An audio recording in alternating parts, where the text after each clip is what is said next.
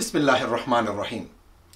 अजीज साथियों, लोगों के दिलों पर राज करना ये हुकूमत करने से ज़्यादा पायदार होता है और यही हकीकी हुक्मरानी है।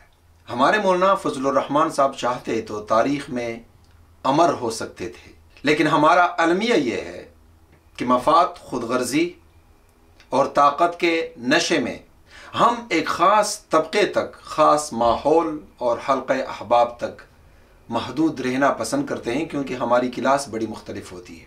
हम बाहर आना नहीं चाहते। लोग क्या चाहते हैं, लोग क्या पसंद करते हैं, यहाँ तक कि दुनिया कितनी बदली है और आवाम को कितना शऊर अपने हुकूक के हवाले से हुआ है, उन्हें इसका भी इदराक नहीं है। आप आईन के नाम से, अदालत के नाम से और कुरान के नाम से, मज़हब इस्लाम के नाम से आप लोगों को कब तक जाहिल रख सकते हैं? लोगों ने आईन भी पढ़ना है और लोगों ने इंसाफ के तकाज़ों को भी समझना है और लोगों ने कुरान को भी पढ़ना है। जो कुरान पढ़ेंगे उन्हें अंदाज़ा होगा कि कुरान के नाम से लोगों को किस तरह धोखे में रखा जा रहा है। खुसूसन पाकिस्तान की तारीख़ी तनाजुर में हम देखते हैं तो इस्लाम के साथ जितना जुल्म हमने किया, किसी और ने नहीं किया, और इसमें सबसे बड़ा हाथ ज़ाहिर है मज़हब के नुमाइंदों का है।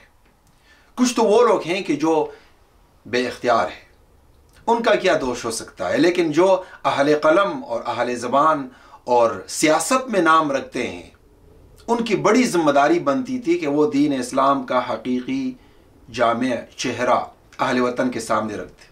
वो जब भी इस्लाम का नाम लेते तो उन्हें एहसास होता कि इस्लाम जो हुकूक का मज़हब है, इस्लाम जो दियानतदारी, ईमानदारी, सच्चाई की बात करता है, इस्लाम जो खिदमत की बात करता है, इस्लाम जो इत्तिफाक, हम आहंगी और माफ़ करने की बात करता है, इस्लाम जो शाइस्तगी, नज़म व ज़बत का मज़हब है। लेकिन हमने इस्लाम का तारुफ तकफ़ीर के नाम से ज़्यादा करवाया कि इस्लाम को ज़्यादा पढ़ने के नतीजे में आपको ये अंदाज़ा होगा कि कौन काफिर, कौन मुसलमान, कौन गुमराह और कौन अहले हिदायत है।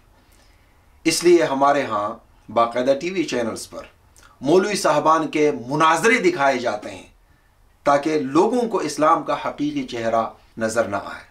आपसे गुफ्तगू करने का मकसद सिर्फ ये है कि आप सियासत कीजिए, आप ज़रूर सियासत कीजिए, लेकिन दो चीज़ों का आपको एहसास होना चाहिए कि सियासत जो खिदमत का नाम है, सियासत जो शुराइयत का नाम है, सियासत जो कौमों को तरक्की की राह पर डालने की जद्दोजहद और जस्तजू का नाम है, वो एक अलग चीज़ है।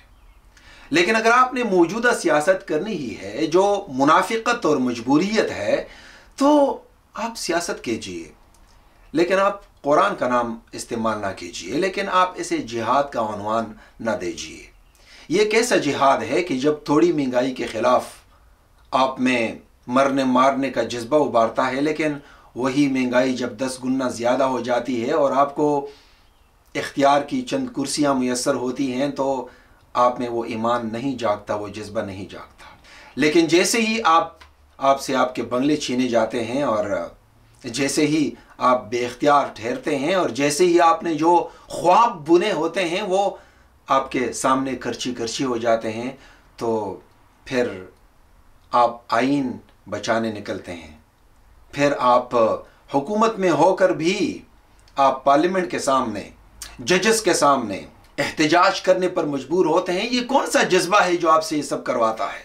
ईमान का जज्बा है, कुरान का जज्बा है, आवाम की तकलीफ़ और दर्द है, महंगाई का दुख है, या इसके अलावा कुछ और है? काश हम तारीख़ के दुरुस्त सिमत खड़े होते, लेकिन अफसोस हर एक को ये नसीब नहीं।